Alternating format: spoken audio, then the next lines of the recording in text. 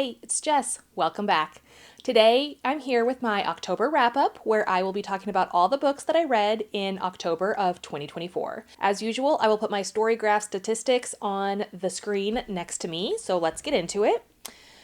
I read 11 books in the month of October. That equaled out to be 3,779 pages. Looking at the moods, not surprising, dark, tense, mysterious. That's usually what I end up reading. I read all fiction books this month, no nonfiction. Looking at my genres, again, not a surprise. Horror is first, there's thriller. I did read more romances this month than I normally do.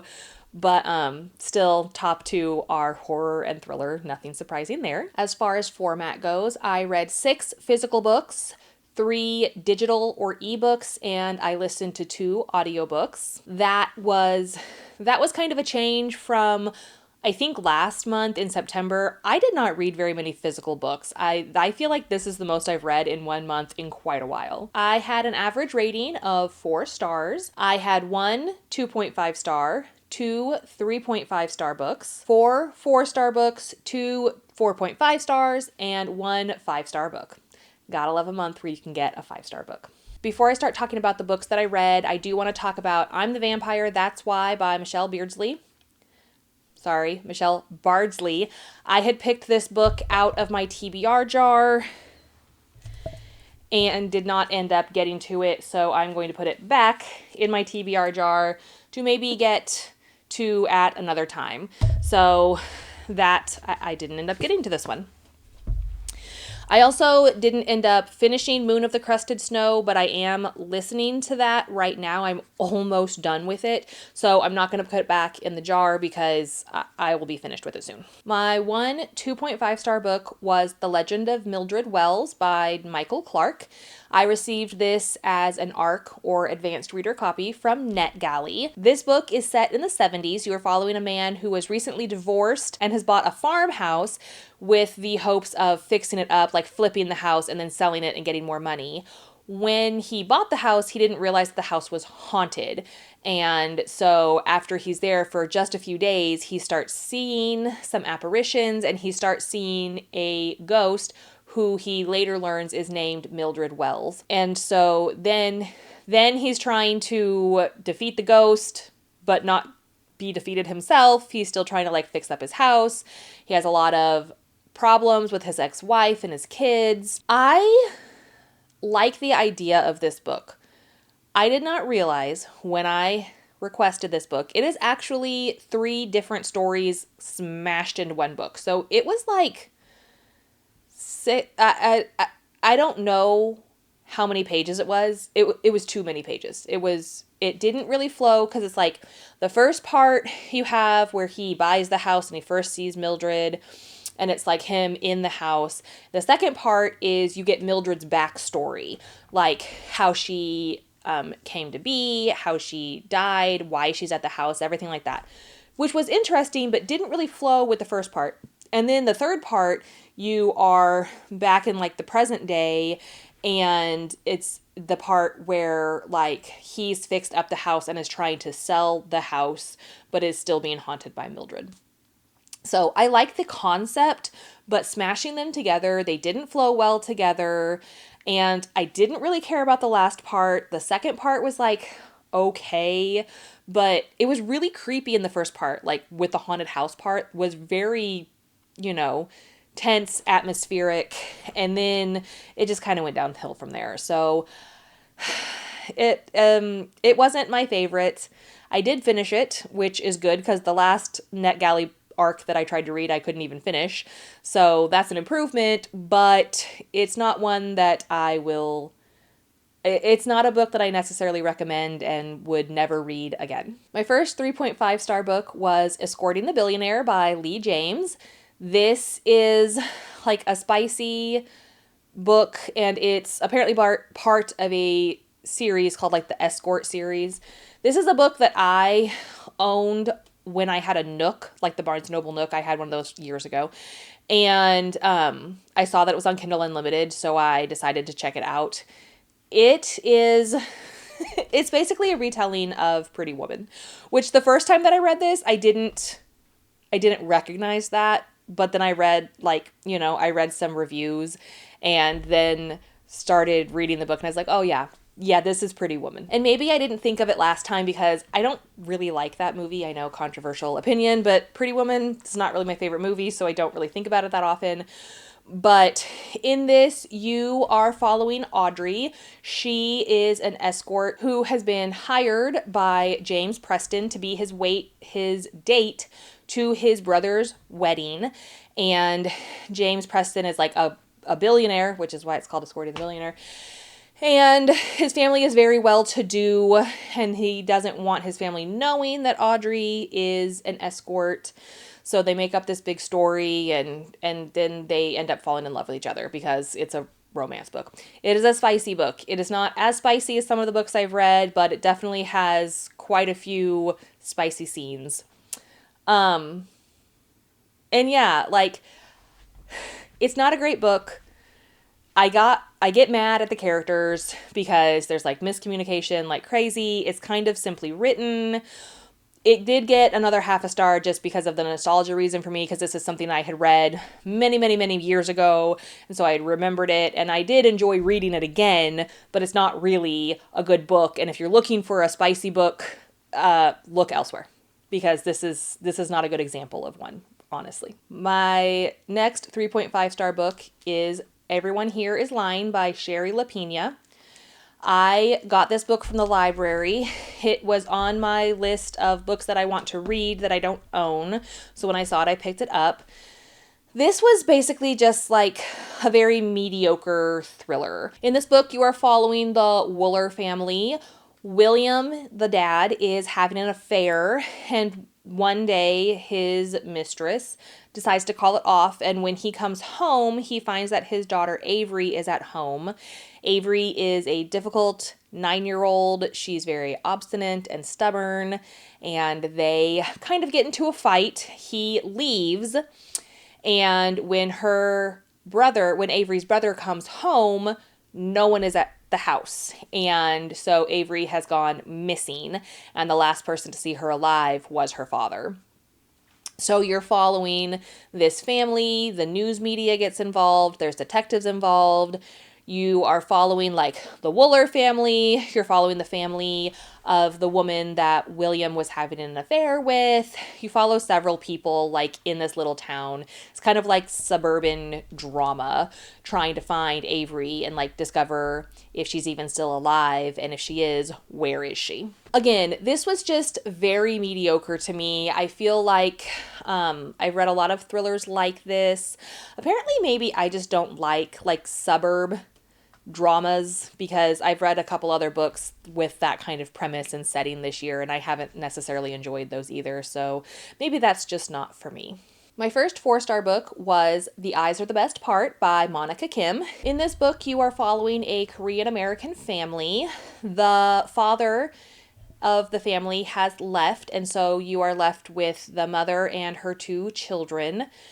And the mother, who they call Uma, I believe is how you pronounce it, always talks about how fish eyes are lucky, so she keeps eating the fish eyes when she cooks dinner because she needs luck in her life. And one day she encourages her oldest daughter, Ji Wang, to also eat the fish eye, and the youngest daughter's like, absolutely not. After Ji Wang eats the fish eye, she basically like becomes obsessed with eyeballs. And then her mother gets a new boyfriend who she and her sister do not like at all. He is like gross and mean and like rude. And so you're kind of dealing with her going down this rabbit hole, like, am I going crazy? Because she keeps thinking about eyeballs, while trying to fix the relationships in her family and like convince her mother that George is not a great guy. I really liked this book. It definitely leans towards horror because it talks about, the eyes are the best part, and if you don't like eyeballs, don't read this book, because Ji Won talks about eyeballs a lot. She's very obsessed. She has dreams about them and stuff. But I really enjoyed this one. I thought it was written well, and it was captivating, and I wanted to know what was going to happen. And so I'm really glad that I'd put this one on hold at the library, and I'm glad that my hold came in as quickly as it did, because I was really looking forward to reading this. This is another book that was on my list of books that I want to read that I don't own. So it's somewhere here in the TBR jar. I need to pick out my slip of paper so I can put it up here in this jar, and hopefully someday soon I will do that.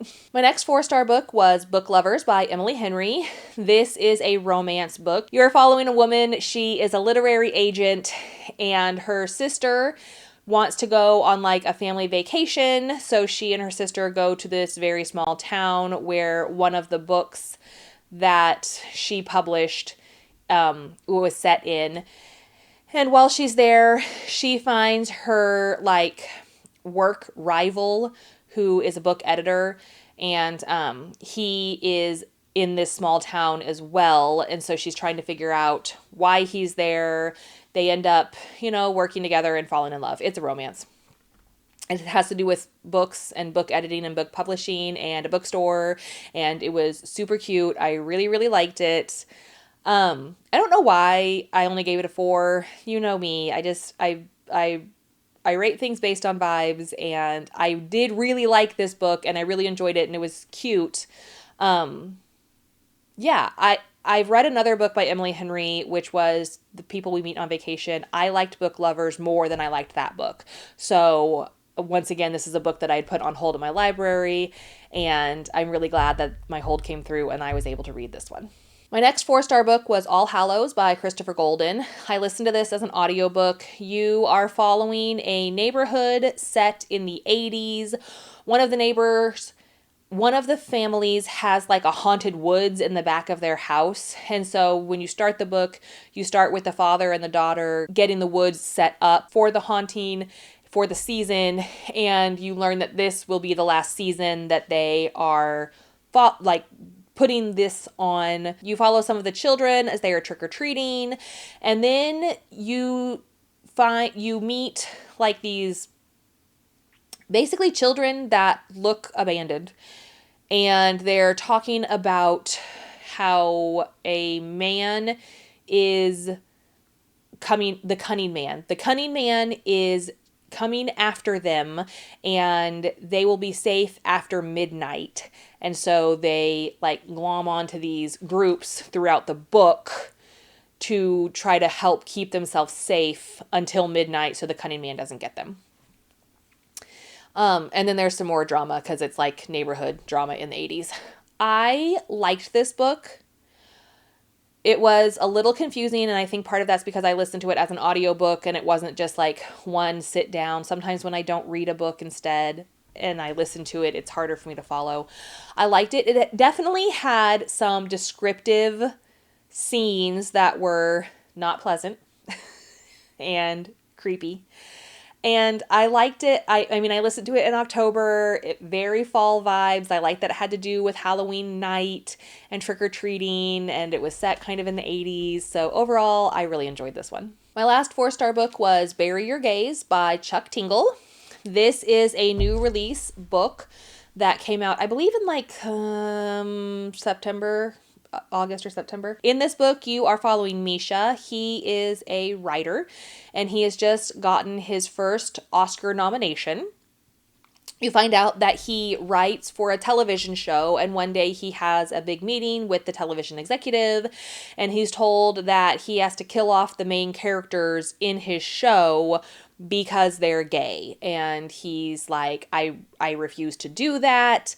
That's what always happens, and that's burying your gays. Like, the gay characters never get to live happily ever after. They're either killed off at the beginning, or you find out that they're not actually gay, even though there's all this subtext. And he's like, I'm not going to do that. I refuse. After he tells his executive that, he starts seeing characters from his old movies and TV shows pop up in his real life and are now stalking him. And so he's like, what is happening? He's trying to survive and trying to figure out where these people are coming from. Are they real? Are they going to unalive me, what is going on. I really liked this book. I thought that it was very thought-provoking. Parts of it were very creepy. Some of the characters, like the evil monsters in this, are just like so bleak and harrowing, and you're like, boy howdy, I hope that never happens to me. Like, what kind of mind came up with this? Also had some, descriptive scenes. This is a horror book. But overall, I really liked this one. I've also read Camp Damascus by Chuck Tingle. I enjoyed that one as well. I think I liked Camp Damascus slightly better than Bury Your Gaze, but both of them still very good books. The first 4.5-star book I read was The Ruins by Scott Smith. In this book, you are following a group of American tourists.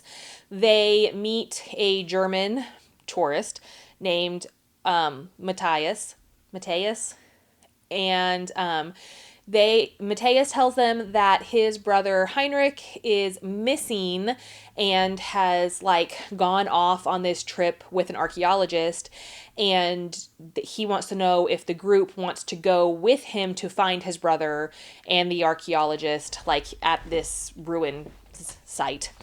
And they have also met this group of Greek men who don't speak English. One of them, who told the group that his name is Pablo, comes with them too. So they go through the forest. They find these beautiful ruins, a hill covered in vines and leaves and red flowers. And once they get to the hill, the natives will not let them leave. So you are following this group as they try to figure out what is happening. They are stuck, abandoned, isolated on this hill. And then they start to find out that something about this vine is not normal. This book, some people have a hard time reading this book because there are no chapters. It's just literally just paragraphs. Sometimes there's bigger breaks, so that you're going to a new scene, but it's just, there's no actual chapters throughout the whole book. Some of these scenes and some of the things that happen are disgusting. A lot of body horror. But I loved it. I loved this book. There is a movie based on this book, which I watched after I had finished the book. And while it follows, it does follow, it changes things because movies always do. The movie is nothing compared to the book. I loved the character development. Some people said that they were a little bit stereotypical cookie cutter of the funny guy, the jock, the, naive smart girl. But I don't know. I just felt like they all worked so well together and so I felt like I was there, and I did not want to be there because I didn't want to be on the hill with that vine. But yeah, I really, really enjoyed this one. It is a book that I had picked out of my TBR jar, so it's a book I own. I'm going to put it up here.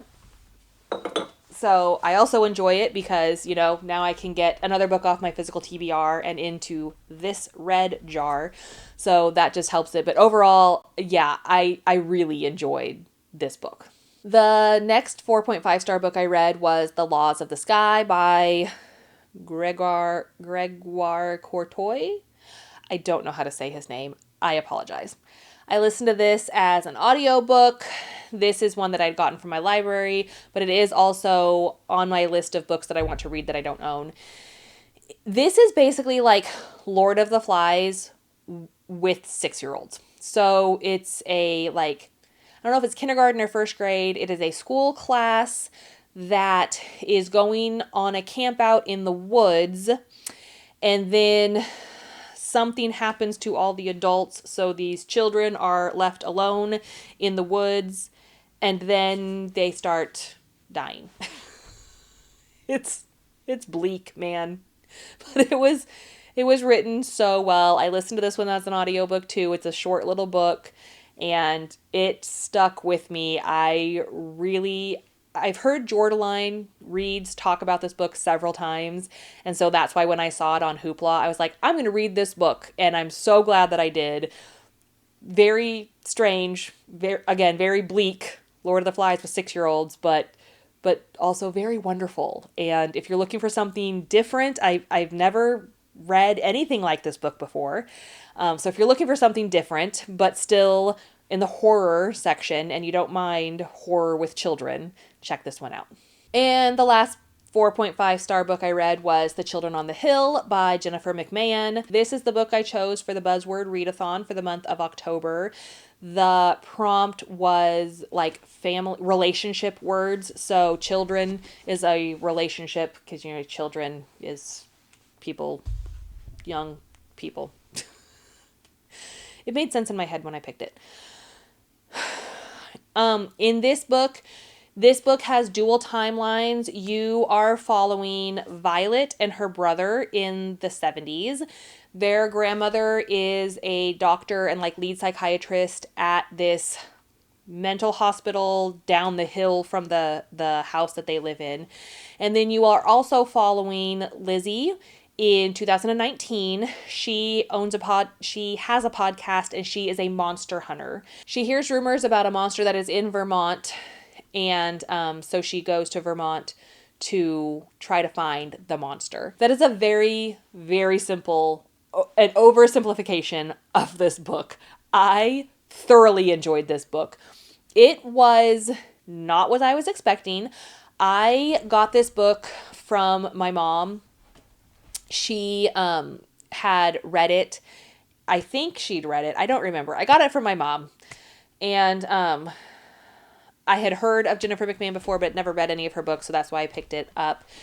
And every single chapter, I had no idea what was going to happen. It came together so well, and parts of it were very creepy. This is much more of a thriller than I thought it was going to be.